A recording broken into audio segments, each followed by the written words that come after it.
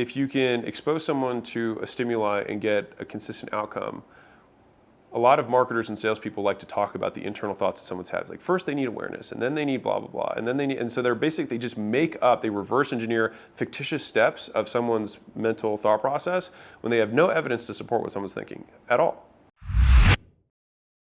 And so I don't find it useful because it's not useful. Like, what are the things that are useful? Are the things that are observable that we can drive action towards, that we create an outcome, and then we have a feedback loop. And so if we have those things, then we can move the variables and get closer to where we're trying to go. And the feelings, although I recognize that they exist, they're not helpful in trying to edit what our activities are. I would say there are days that I feel like less energized or things like that, for sure, not about like the big picture of like, I don't believe that this cause is not worthy. But I do think a lot of people have that too, where they're like, what I'm doing is meaningless, right? And then I get into, I think everything's meaningless, and then we can just create whatever meaning, we choose to, because if we don't believe in a capital M meaning, which a lot of people disagree with, that's fine. But if you don't believe in a capital M meaning, I think that's very freeing, because then you can create little m meaning for whatever you want. And so if you believe, you can then choose to architect your own life in whatever ways that you deem meaningful, and make the activities you do aligned with that meaning. The difference between capital M meaning and little m meaning, and this is kind of like the basis of nihilism, which people have like a very negative viewpoint around, which I'm not entirely sure about why. But like capital M meaning means that like, this is the meaning of life, period. Like for everyone, this is the meaning of life. Whereas if we say that there is no single agreed upon meaning of life, and then people say, well, then that is your big meaning of life. And I'm like, yes, you're right. I believe that there is no meaning. That is the meaning that I believe. And they're like, well, then that is the capital M. Then sure, that's my capital M meaning, is that there is no meaning. What's the implication of that? It means now that we have meaning-making machines in our brain, and so we get to create and destroy meaning as we see fit. And so if we choose an activity and we deem that goal meaningful because we think it's more interesting or it energizes us, then we can ascribe meaning to that and do more of it. And what's nice about not having capital M meaning is that that can shift, right? That might be good for a season, and then it can shift.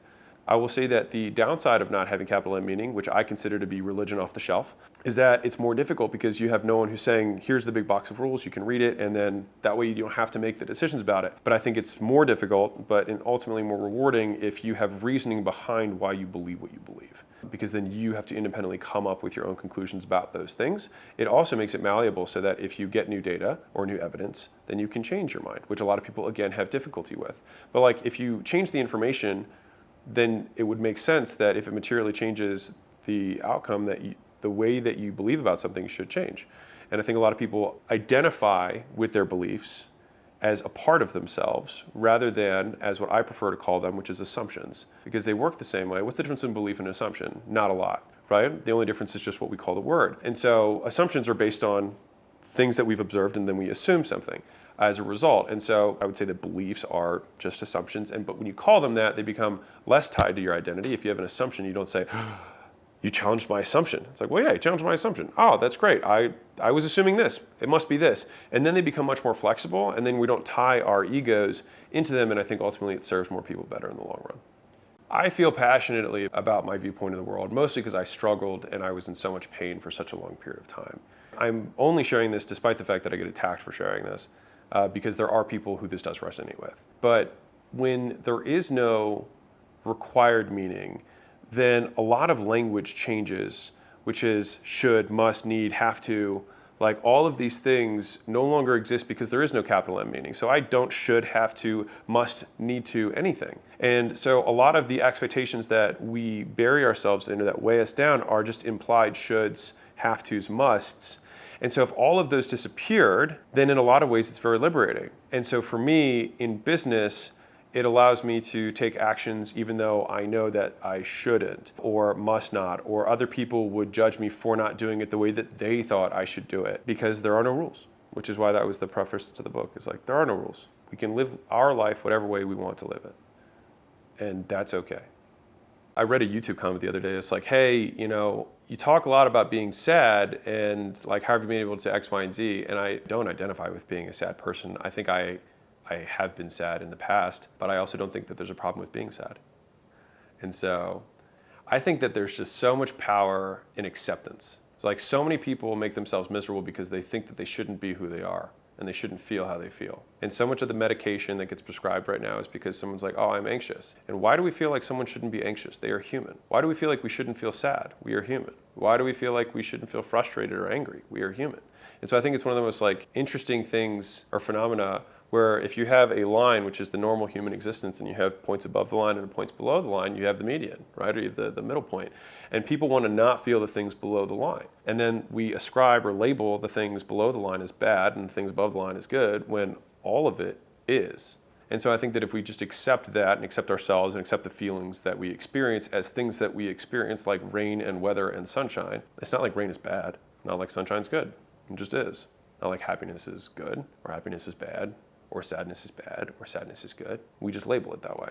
And I think the labels create more suffering than anything that we ever actually experience. So when you're sad, do you try to not be sad? No, I actually don't think about it much. I think a lot of people spend a lot of time and effort trying to figure out how they feel because they want to then judge or label themselves as I'm doing well or not well.